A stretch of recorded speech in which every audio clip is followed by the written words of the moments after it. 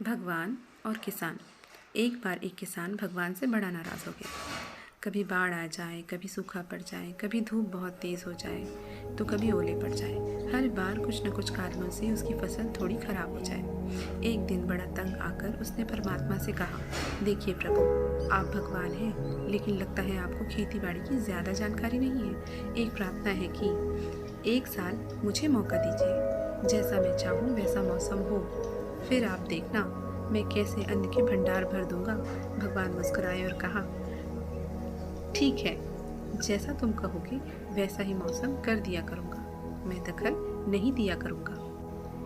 किसान ने गेहूं की फसल बोई। जब धूप चाहिए तब धूप मिली, जब पानी तब पानी। तेज धूप, ओले, बाढ़, आंधी तो उसने आने ही नहीं दिए। समय के साथ फसल बढ़ी और किसान की खुशी भी, क्योंकि ऐसी फसल तो आज तक हुई ही नहीं थी।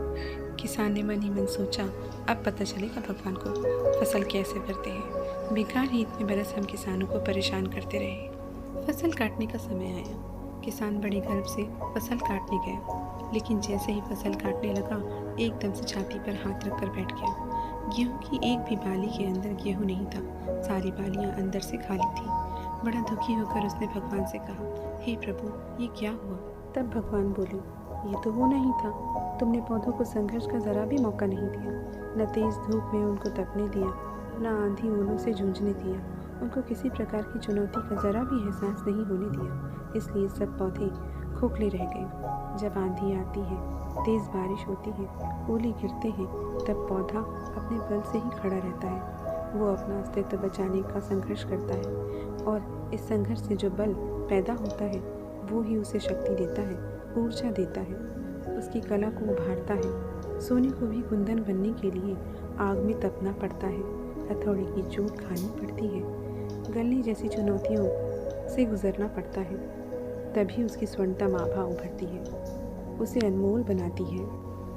उसी तरह ज़िंदगी में अगर संघर्ष न हो, कोई चुनौती न हो, तो आदमी खोखला ही रह जाता है। उसके अंदर कोई गुण नहीं आ पाता। ये चुनौतियाँ ही हैं जो व्यक्ति को जीवन जीने योग्य बनाती हैं, उसे सशक्त और प्रखर बनाती हैं।